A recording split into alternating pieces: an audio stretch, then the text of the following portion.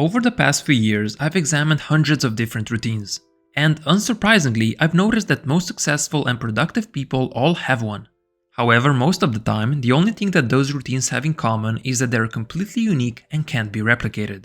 That's because each one of us has unique goals, the work that we do is different, we have individual obligations, varied energy levels, the way that we handle stress is non-identical, and so on and so forth.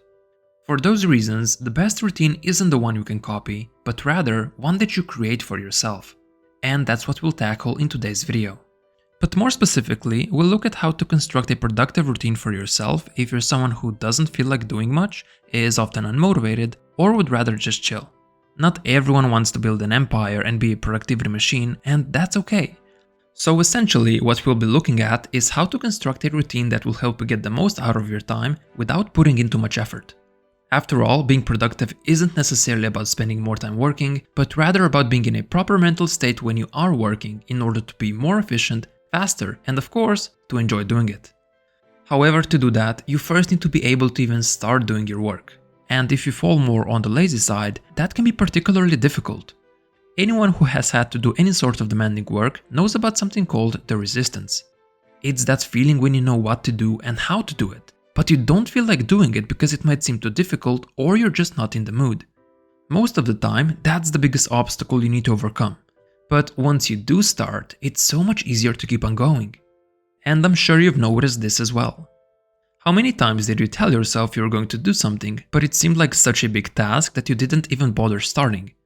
But once it got to a critical point and you did start, you wondered why hadn't you done it sooner, as it wasn't as bad as you had thought it would be. Starting is hard, continuing is easy. But I actually found a solution for this resistance that we all sometimes feel towards work. All you need to do is construct a ritual for your routine. Let me explain. You might have heard of a term called Pavlovian conditioning before. It's named after a Russian physiologist Ivan Petrovich Pavlov who studied how different stimuli create a response. His famous research involved dogs. When Pavlov presented food to the dogs, he noticed that they would salivate more than they usually did. It was an unconscious, instinctual response. But Pavlov then decided to do something different. He added an additional stimulus to the whole process. Before feeding the dogs, he would now always ring a bell. After doing this several times over many days, the dogs started to salivate in response to the bell alone. They learned that the bell was now a signal for food, and they would actually unconsciously salivate every time the bell was rang, even if no food was presented, simply because they became conditioned to do so. And similarly, just like Pavlov conditioned his dogs to salivate in response to the bell alone, you can condition yourself to begin work. Of course, we're not dogs and we won't unconsciously start working just because a bell was rung, but we can come close by connecting different stimuli together and thus making starting easier.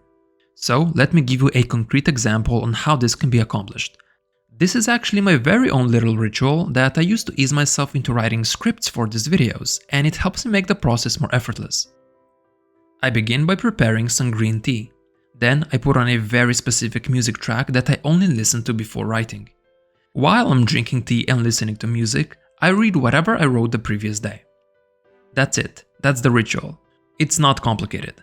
But every single time, without even thinking about it, I start writing because I find some mistake that needs correcting, or I get an idea for a better sentence. And that's how I ease myself into this particular work. The most important part here for me is to read what I previously wrote, because that's what actually tricks me into writing. But it's the combination of tea and music that I've become conditioned to that allows me to do that more easily. And these types of associations are more powerful than you might realize. I was once taking a walk and just listening to my music playlist on shuffle. However, that very specific song that I used for my pre-writing ritual started playing. All of a sudden, I was thinking about writing, was getting new video ideas, etc. The association has become just that strong over time. Just like Pavlov's dogs, I became conditioned to respond in a certain way when a particular stimulus was presented. I basically created my own bell. I've since removed that song from my playlist, of course, as I only want it to be associated with work. But it's an interesting look at how our brains connect things, and if done properly, it can be used to our advantage. And I urge you to construct a similar ritual. It can include anything. Maybe moving your laptop to a specific spot you only use for work, doing a particular set of tasks beforehand as I do, like listening to music and drinking tea, or it could be putting on a particular set of clothes that are associated with what you want to do. The whole point is to create a connection between a stimulus and your further actions. But make sure the stimulus isn't something that's difficult to do and that it's only connected to what you want it to be connected with. After all, the whole ritual should serve as a way to ease yourself into more demanding work and should not be difficult itself. Now that you have your ritual set up, you should use it whenever you want to get into a work mood. But if you want to get the most bang for your buck, there's something else you can combine it with to get compounding results. What you want to do is identify when you usually do your best work. This requires a bit of experimentation and self-awareness.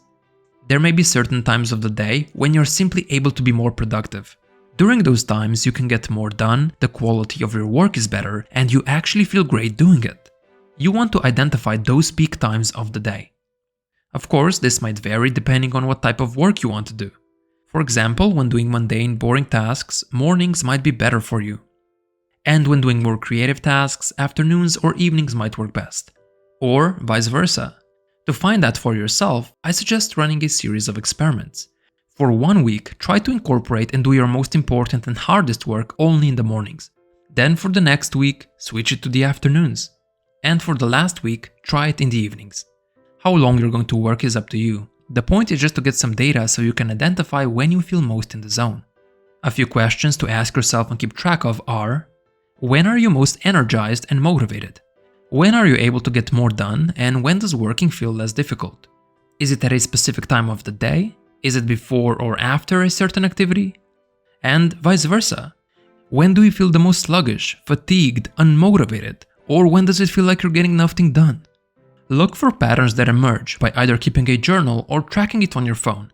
And once you identify your optimal time, you want to protect it. Going forward, this is going to be your most valuable part of the day, and you don't want cheap pleasures to get in the way of it. Unfortunately, that period of time when work feels easy or easier is also the time when instant gratification tends to feel more fun. That's why you want to protect the time frame at all costs, as it's very easy to fall prey to other temptations. Just something to be mindful of going forward. Note that over time, as your life circumstances change, your routine will change as well and will need adapting and refining. 10 years ago, when one of my close friends was working a regular 9-to-5 job, he found that in order to get other things done, it was best for him to do all other non-job related work in the mornings. Otherwise, he would be simply too tired and too exhausted from his regular job to do anything productive after coming home. But later on, when he quit that job in order to pursue his new business, he had more freedom to choose when to work, and he found out that he does his best work in the afternoons, more specifically around 6 hours after waking up. So now he makes sure that that time is protected, and he plans his day accordingly around it. Once his circumstances changed, his optimal routine changed as well. And as time goes on, I'm sure it will change even more.